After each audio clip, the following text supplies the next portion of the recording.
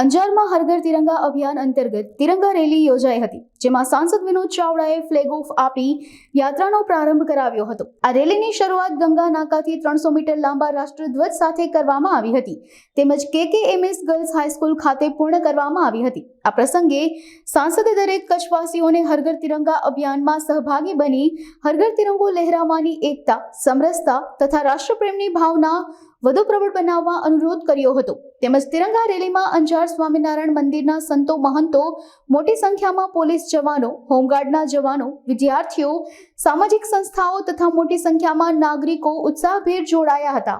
હર ઘર તિરંગા અભિયાન અંતર્ગત આજે અંજાર શહેરની અંદર અંજાર શહેર અને તાલુકા દ્વારા આજે તિરંગા યાત્રાનું ભવ્ય આયોજન કરવામાં આવ્યું।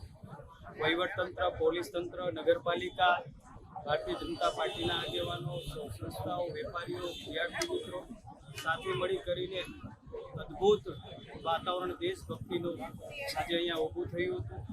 સૌ પ્રથમ અમારા ભારતીય જનતા પાર્ટીના આગેવાનો દ્વારા મહાપુરુષોની પ્રતિમાને આજે સફાઈ કરીને એમને ફુલાર કરવામાં આવ્યા હતા અને ત્યારબાદ અદ્ભુત અહીંયા તિરંગા યાત્રાનું આયોજન કરવામાં આવ્યું હતું।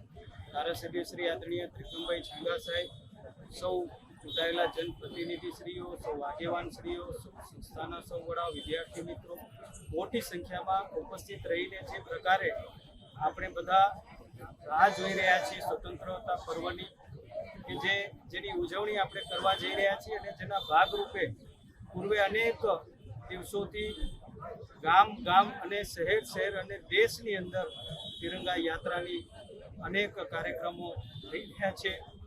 હર ઘર તિરંગો પણ આપણે લગાવી રહ્યા છીએ। ત્યારે તમારા માધ્યમથી હું સૌને અપીલ કરું છું, વિનંતી કરું છું, આપણે સૌ આપણા ઘરે તિરંગો લગાવીએ, દેશભક્તિને ઉજાગર કરીએ અને આજે જ્યારે ભવ્ય આયોજન જ્યારે અંજાર મધ્યે અહીંયા થયું છે ત્યારે હું સૌને અભિનંદન આપું છું અને સૌનો આભાર।